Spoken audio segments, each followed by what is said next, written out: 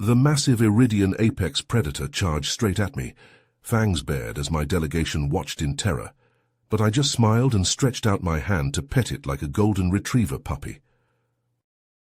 Roger Turner's words rang through the silent conference hall, captivating the audience of wide-eyed alien dignitaries. The seasoned human explorer stood tall at the podium, his weathered face a testament to the extraordinary experiences he'd endured at the forefront of Earth's cosmic expansion. "I was part of the first human delegation to Iridia Prime," Roger began, his voice steady. "We came to their gleaming capital, a place of towering spires and floating gardens, at the invitation of Murloc, the High Counselor. The Iridians were a proud, advanced race, superior to us in technology. But in their eyes we were primitive upstarts, barely worth a second glance." Roger paused, scanning the rapt faces before him. Many in the audience had heard whispers of this pivotal moment in human-Iridian relations, but never from someone who had lived it. Murloc greeted us with a grand ceremony, but his demeanor was cold, condescending. It was clear he intended to dictate the terms of our future interactions, to put us in our place. The Iridians wanted to impress us, to make us feel small. They underestimated our courage, our ability to adapt in the face of the unknown. Roger's eyes narrowed as he recalled the tension of those early days on Iridia Prime. The fate of Earth's burgeoning alliances hung in the balance. One misstep, one display of weakness, and the Iridians would have dismissed humanity as unworthy partners in the galactic community. "But then came the moment that changed everything," Roger said, his voice low and intense. "The moment when an Iridian guard unleashed their most fearsome creature, and I stood my ground. The moment when the shocked aliens realized that humans were not to be underestimated. The moment when I reached out my hand to pet the apex predator." Roger's voice dropped to a conspiratorial whisper, drawing the audience in closer. "The Iridians led us down a winding path, flanked by their honor guard. The air was thick with anticipation and a hint of danger. We emerged into a vast amphitheater, its stone benches rising high into the sky. In the center of the arena, a massive cage stood, its bars crackling with energy. Murloc gestured to the cage with a flourish, his face split by a predatory grin. "Behold," he proclaimed, "the pride of the Iridian military, the apex predator." On cue, the cage shuddered, and a monstrous creature emerged from the shadows. It was a nightmarish fusion of scales, claws, and teeth, its eyes glinting with a feral intelligence. The EAP, as Murloc called it, was easily the size of an earth elephant, with a hide that looked thick enough to shrug off artillery fire.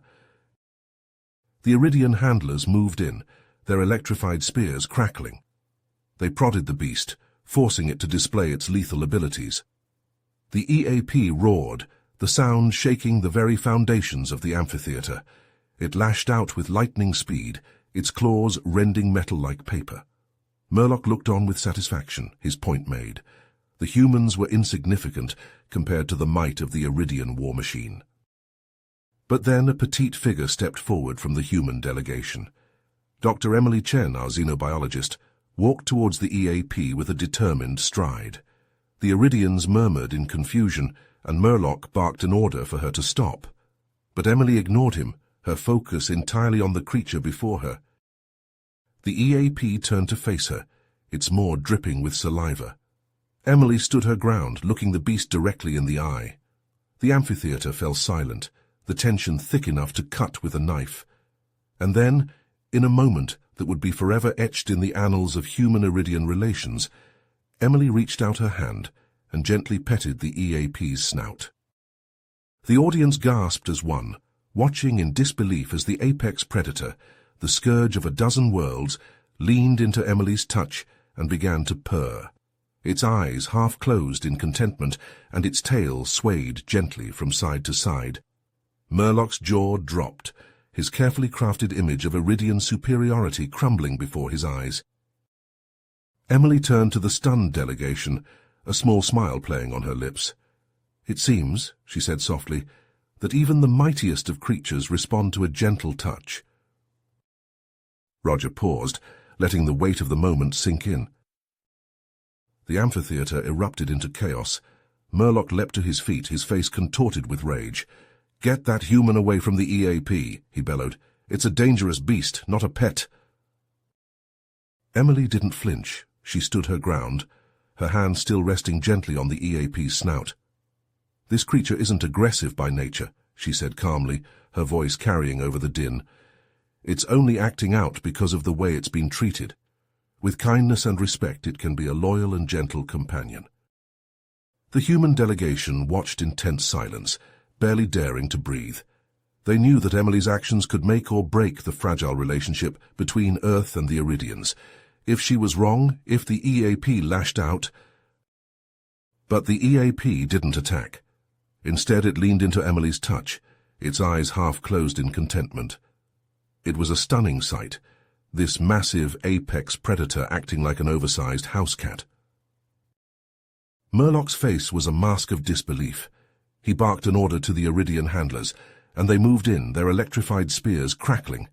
They tried to separate Emily from the EAP, to reassert control over the situation. But the EAP wasn't having it. It rose to its full height, shielding Emily with its massive bulk. It growled at the handlers, a deep, rumbling sound that shook the ground. They hesitated, unsure of how to proceed. They had never seen an EAP behave this way before. Emily, for her part, remained perfectly calm. She continued to pet the EAP, murmuring soothing words to it. Slowly, gradually, the creature relaxed, its growls subsiding. "This moment was a revelation for us," Roger explained to the rapt audience. "It showed us the true nature of Iridian society. They ruled through fear and intimidation, seeing other species as mere resources to be exploited. But Emily's actions demonstrated a different path, one of understanding and compassion." The Iridians in the amphitheater were in an uproar, shouting and gesticulating. But Murloc was silent, his eyes fixed on Emily and the EAP. There was a strange expression on his face, a mix of anger, confusion, and something else, something that might have been the beginnings of respect. "Emily's bravery changed everything," Roger continued.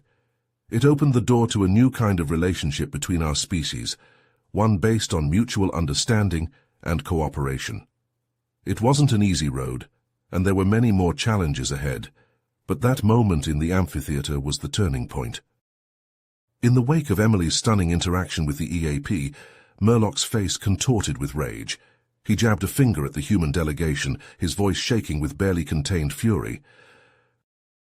"You dare to undermine our authority, to sabotage this demonstration of Iridian might," he bellowed.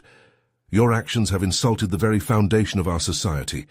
Leave now, before I have you forcibly removed and sever all ties between our species." Emily stood her ground, meeting Murloc's glare with a calm, steady gaze. The delegation leader stepped forward, placing a supportive hand on her shoulder. "We will not be intimidated, High Counselor," he said firmly. "Dr. Chen's actions have raised valid concerns about the treatment of sentient beings under Iridian rule. We propose a public debate to discuss these issues openly and find a path forward for our species." Murloc's eyes narrowed, but he could sense the shifting mood of the audience. Reluctantly, he agreed to the debate, confident that he could easily crush this upstart human and reassert Iridian dominance. The stage was set, and the amphitheater buzzed with anticipation. Emily took her place at one podium, while Murloc loomed at the other. The EAP watched from a reinforced enclosure, its intelligent eyes fixed on the proceedings. Emily spoke first, her voice ringing clear and strong. "The Iridian treatment of the EAPs, and by extension other species, is not just cruel, but counterproductive. Cruelty breeds resentment. Resentment breeds rebellion. By treating sentient beings as mere tools, you sow the seeds of your own downfall." She paused, letting her words sink in. "But there is another way, a path of cooperation, of mutual respect and understanding. By recognizing the inherent value in all life, we open the door to a new era of peace and prosperity for all species." Murloc scoffed, his voice dripping with disdain. "The Iridian way has brought us to the pinnacle of power. Our methods are proven, effective. To change now would be to invite chaos and ruin. Mercy is a luxury we cannot afford." Back and forth they argued, Murloc extolling the virtues of strength and control, Emily countering with the power of compassion and unity. As the debate wore on, Roger could see the tide turning. The Iridian audience, once so certain of their superiority, began to murmur and shift uncomfortably. Emily's words were striking a chord, forcing them to confront the harsh realities of their society. It was a pivotal moment, Roger recounts, his eyes distant with memory.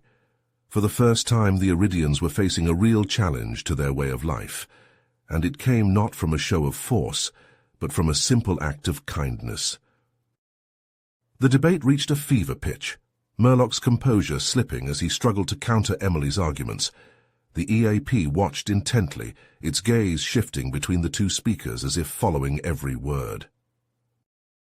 And then, in a moment that would be forever etched in the annals of history, the EAP rose to its feet. It approached the barrier of its enclosure, eyes locked on Emily. Slowly, deliberately, it bowed its massive head, a clear gesture of respect and allegiance. The amphitheater fell silent, the Iridians staring in shock at the actions of their once fearsome weapon. Emily, her eyes shining with unshed tears, returned the bow, a small smile playing on her lips. With that simple gesture, Roger says softly, the balance of power shifted. The Iridians could no longer deny the truth of Emily's words, the undeniable bond she had forged with the EAP. It was a moment of reckoning, a chance for a new beginning. But the road ahead would not be easy. Murloc, his authority crumbling, lashed out in desperation. He ordered the guards to remove Emily and the human delegation by force, to silence this threat to Iridian dominance once and for all. The guards hesitated, torn between their duty and the undeniable truth of Emily's arguments. The audience, once so passive, began to voice their support for the humans, their cries growing louder with each passing moment. Roger's voice grows tense as he recounts the critical juncture. It was a tipping point, a moment where history could have veered in any direction. Would the Iridians cling to their old ways, or would they find the courage to embrace change? The fate of our species and the future of the galaxy hung in the balance. The EAP, sensing the growing tension, let out a deafening roar. It reared up, slamming its massive claws against the barrier of its enclosure. The guards stumbled back, their spears clattering to the ground. Emily, her voice steady and clear, called out to the Iridian audience, "The choice is yours. Will you continue down this path of cruelty and control, or will you join us in building a new future, one of cooperation and mutual respect? The decision you make today will echo through the ages, shaping the destiny of countless worlds." The amphitheater erupted into chaos, Iridians shouting and arguing, some calling for change, others demanding the humans be silenced. Murloc, his face twisted with rage, tried to restore order, but his words were lost in the tumult. Roger pauses, letting the tension of the moment hang heavy in the air. The audience leans forward, hanging on his every word. The handlers froze, their weapons trained on the EAP, unsure of how to proceed. Murloc's face was a mask of pure rage, his fists clenched at his sides. He opened his mouth to give the order to fire, but the words died on his lips as he took in the scene before him. The EAP stood tall, its massive form shielding Emily from the pulse rifles. Its eyes, once filled with feral aggression, now shone with a fierce protectiveness. It let out a low, rumbling growl, a clear warning to anyone who dared to approach. Emily, her heart pounding, reached out and placed a gentle hand on the EAP's flank. The creature's muscles tensed, then relaxed under her touch. She looked up at Murloc, her eyes blazing with defiance. "This is the moment of truth, High Counselor," she said, her voice ringing clear in the stunned silence of the amphitheater. "Will you choose the path of violence and oppression, or will you have the courage to embrace change?" Murloc's eyes darted from Emily to the EAP, his mind racing. The audience held its breath, the fate of two species hanging in the balance. Slowly, almost imperceptibly, Murloc's hand lowered. The handlers, taking their cue from their leader, lowered their weapons. A collective sigh of relief swept through the amphitheater. You have made your point, Dr. Chen, Murloc said, his voice tight with barely controlled anger. We will consider your words. With that, he turned on his heel and stalked out of the amphitheater, his entourage trailing behind him. The EAP handlers, looking uncertain, began to back away, their spears lowered. Emily, her heart still racing, turned to face the EAP. The creature looked down at her, its eyes filled with a new kind of intelligence. Slowly, deliberately, it bowed its head, a gesture of respect and gratitude. The human delegation erupted into cheers, their voices echoing off the stone walls of the amphitheater. They rushed forward, surrounding Emily and the EAP, their faces alight with hope and wonder. He takes a deep breath, his gaze sweeping over the audience. But the road ahead would not be easy. Murloc and his supporters, though temporarily cowed, were not ready to give up their power so easily. They would fight tooth and nail to maintain the status quo, to crush this budding rebellion before it could take root. Roger's voice trembled with emotion as he continued his tale, his eyes distant with memory. The EAP's actions were a revelation to the Iridians. They stared in disbelief as the creature they had once considered a mere weapon stood protectively in front of Emily, its eyes filled with a fierce loyalty they had never witnessed before. The audience in the amphitheater buzzed with confusion and amazement, their whispers growing louder with each passing second. The handlers, their pulse rifles still trained on the EAP, exchanged uncertain glances, unsure of how to proceed in the face of this unprecedented display of interspecies bonding. Emily, her heart pounding, stepped out from behind the EAP's massive form. She faced the Iridian crowd, her voice ringing clear and strong in the stunned silence. "Look at this creature," she implored, gesturing to the EAP. "Look at the compassion and understanding it has shown, despite the cruelty it has endured. This is not a mindless beast, but a sentient being capable of forming deep, meaningful bonds." She paused, letting her words sink in. The Iridians leaned forward, hanging on her every word. This EAP has looked beyond the boundaries of species and recognized the inherent value of life, something that your society seems to have forgotten. It has demonstrated the power of empathy, the strength that comes from acknowledging our shared struggles and desires. Emily's gaze swept over the audience, her eyes blazing with conviction. If an EAP, a creature you have treated as nothing more than a tool of war, can learn this lesson, then surely you can too. Surely you can see the folly of your ways and embrace a new path, one of cooperation and mutual respect. As if on cue, the EAP let out a gentle rumble, its eyes fixed on Emily. It lowered its massive head, nuzzling her outstretched hand with a tenderness that belied its fearsome appearance. The audience erupted into applause, their cheers echoing off the stone walls of the amphitheater. Iridians leapt to their feet, their faces alight with newfound understanding and hope. Murloc, his face contorted with rage, tried to shout above the din. He gesticulated wildly, demanding that order be restored, but his words were lost in the tumult. The tide had turned, and the Iridian people had made their choice. Roger paused, letting the weight of the moment sink in. "It was a turning point," he said softly, "a moment when the Iridians began to question the very foundation of their society." Emily's words and the EAP's actions had planted a seed of change that would grow and flourish in the years to come. But the road ahead would not be easy. Murloc and his supporters, though temporarily cowed, were not ready to relinquish their grip on power. They would fight tooth and nail to maintain the status quo, to crush this nascent rebellion before it could take root. As the applause died down, Roger's voice grew somber. The battle had only just begun, he intoned, and the stakes could not have been higher. The fate of not just the Iridians, but of all the species in the galaxy, hung in the balance. They knew that the path ahead would be fraught with danger and uncertainty, but they also knew that they had no choice but to press on. The future of the galaxy depended on it. The amphitheater erupted into a cacophony of voices, some raised in support of Emily's message, others in opposition. Murlock's face turned a deep shade of purple as he spluttered and raged, trying to regain control of the situation. But it was too late. The tide had turned, and the Iridian people were beginning to see the truth in Emily's words. "It was a moment of reckoning," Roger explains, his voice filled with awe. "For the first time in their history, the Iridians were forced to confront the cruelty and injustice of their own society. And it was all thanks to the bravery and compassion of one remarkable woman." Emily, her eyes shining with determination, stepped forward and addressed the crowd once more. "Change is never easy," she said, her voice ringing out clear and strong. "But it is necessary if we are to build a better future for all of us. The Iridians have a choice to make.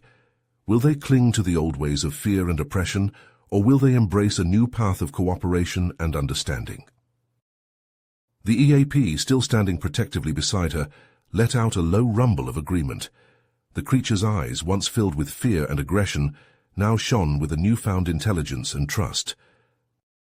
Murlock, seeing his power slipping away, made one last desperate attempt to regain control. He lunged forward, his hand reaching for the pulse rifle of a nearby handler, but before he could grasp the weapon, the EAP moved with lightning speed, placing itself between Murlock and Emily. The High Counselor stumbled back, his eyes wide with shock and fear. The EAP growled, a deep, menacing sound that echoed through the amphitheater. Murlock, realizing that he was outmatched and outnumbered, slowly raised his hands in surrender. Emily met his gaze unflinchingly. "We are not here to destroy your empire, Murlock. We are here to help you build a better one that values life in all its forms, one that sees the potential for greatness in every individual, regardless of species or background. The choice is yours, but know that the humans will stand with those who seek a brighter future." With that, Emily turned and walked out of the amphitheater, the EAP and the human delegation following close behind.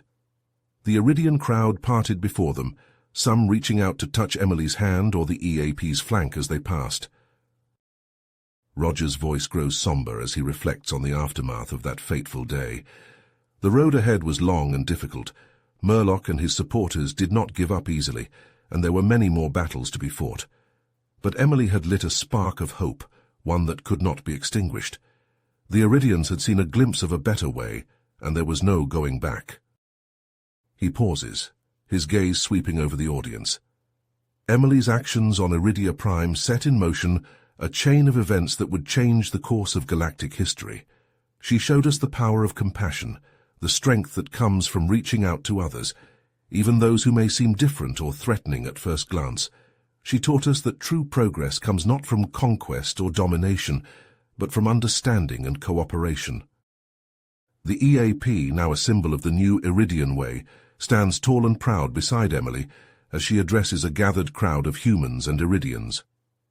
"Today we stand on the brink of a new era," she declares, her voice filled with hope and conviction. "An era of peace, of progress, and of unity. An era where the bonds of friendship and understanding stretch across the stars, connecting us all in a great web of life.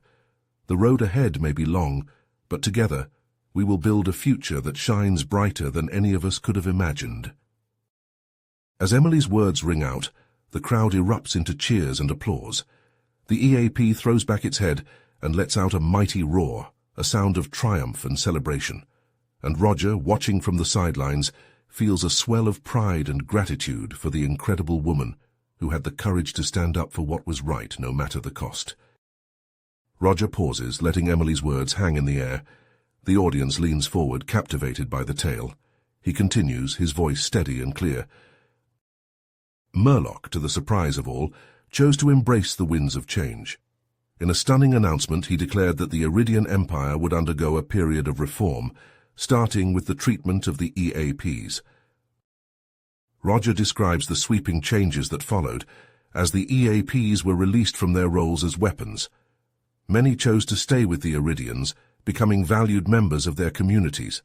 Some even served as ambassadors to other species, helping to forge new alliances based on mutual respect and understanding. The audience listens intently as Roger recounts the impact of these changes.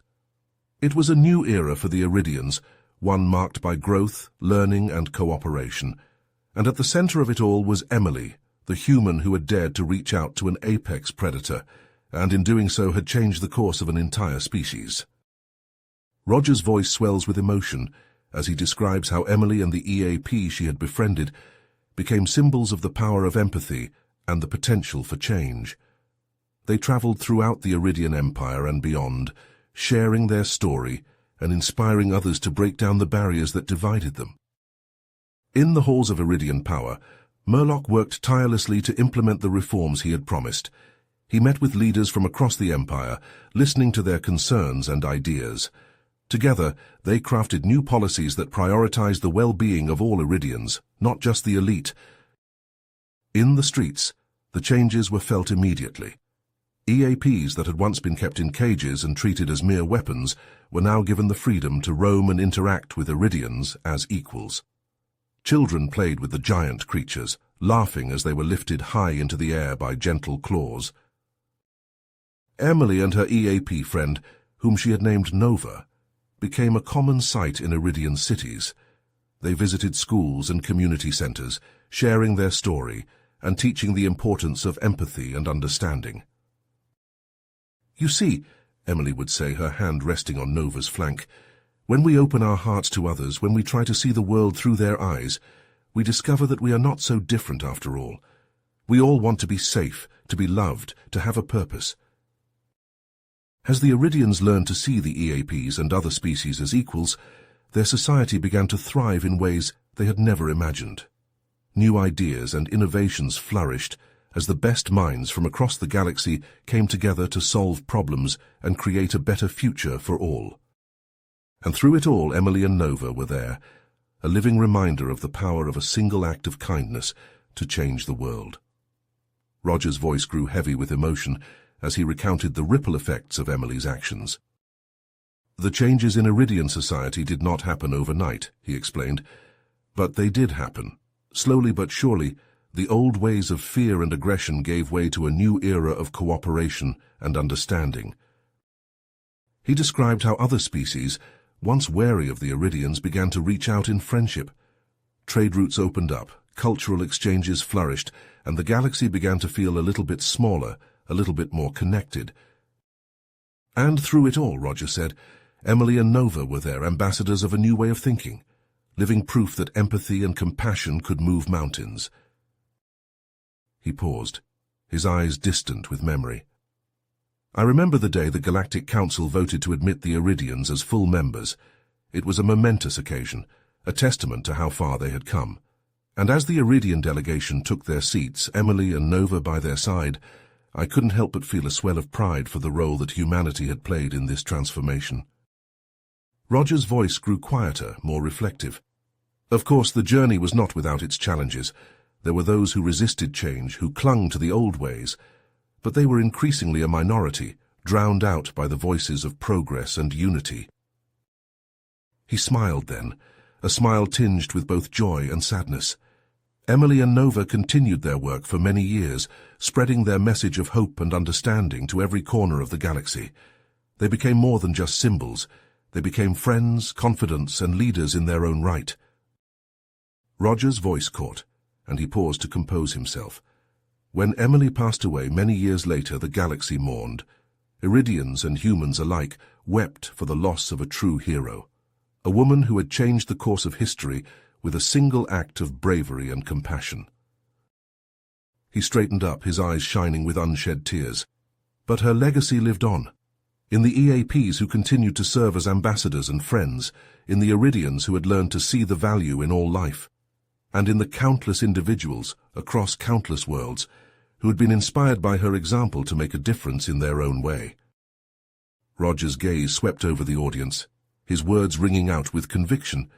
Emily showed us that change is possible, that a single person can make a difference. She taught us that the bonds of empathy and understanding are stronger than any weapon, any barrier, any difference that might divide us. Roger's expression darkens as he reveals the next chapter in Emily's story, his voice heavy with the weight of the memories. But not everyone embraced the winds of change. A faction of traditionalists led by a charismatic and ruthless Iridian named Zaxxon saw the reforms as a direct threat to their way of life. To them, Emily and Nova were the embodiment of everything they despised, a symbol of the erosion of Iridian supremacy. The audience leans forward, their eyes wide with anticipation as Roger describes the first signs of trouble. It started with whispers in the shadows, hushed conversations in the halls of power. Zaxxon and his followers were plotting, scheming to strike back against the new order. They saw themselves as the guardians of the true Iridian way, and they were prepared to do whatever it took to preserve it. Roger's voice grows tense as he recounts the escalating violence. The attacks began suddenly and without warning. EAP sanctuaries, once safe havens for the creatures, were targeted, burned to the ground. Those who supported the reforms, Iridian and non-Iridian alike, found themselves under constant threat. Their homes vandalized, their families intimidated. Emily and Nova, as the most visible symbols of the change, found themselves directly in the crosshairs of Zaxxon's dangerous group. They knew they were being hunted, Roger says, his voice low and intense. They could feel the eyes on them wherever they went, the sense of menace that hung in the air. But they refused to be cowed, refused to abandon their mission. Roger describes how Emily and Nova were forced to go on the run, seeking shelter and support from those who still believed in their cause. They moved from place to place, never staying in one location for too long. They relied on a network of allies, reformed Iridians and members of other species who had been inspired by their message. But Zaxxon's forces were relentless, and they seemed to be everywhere. The audience listens in rapt attention as Roger recounts the harrowing adventures of Emily and her companion. They faced danger at every turn. There were ambushes in the wilderness, narrow escapes from Zaxxon's mercenaries. In the cities, they faced sabotage attempts, bombs planted in the places they were staying. But through it all they remained committed to their mission, to promoting understanding and cooperation between species. Roger's voice swells with emotion as he describes how even in their darkest moments, Emily and Nova never lost sight of their purpose. They knew that what they were fighting for was bigger than themselves. They were fighting for the future of the Iridian Empire, for the future of the galactic community. They were fighting for the idea that empathy and understanding could triumph over fear and hatred. As the conflict escalated, Emily and Nova found themselves at the center of a growing resistance movement. They became symbols of hope, Roger says, his eyes shining with admiration. They rallied supporters from all walks of life, Iridians who had been moved by their message, members of other species who saw in their struggle a reflection of their own. Together, they stood against Zaxxon and his traditionalists, fighting not just for the future of the Iridian Empire, but for the soul of the galaxy itself. Roger pauses, letting the weight of his words sink in. The audience is silent, hanging on his every word. The battle ahead would be long and hard, he says, his voice filled with a mix of solemnity and determination. Zaxxon was powerful, and his followers were committed. But Emily and Nova had something that Zaxxon could never understand. The power of hope, the strength that comes from knowing that you are fighting for something bigger than yourself. And with that power, they knew they could face whatever challenges lay ahead. Roger's voice grew heavy with emotion as he recounted the final harrowing chapter of Emily's story. The audience leaned forward, their eyes wide with anticipation and dread.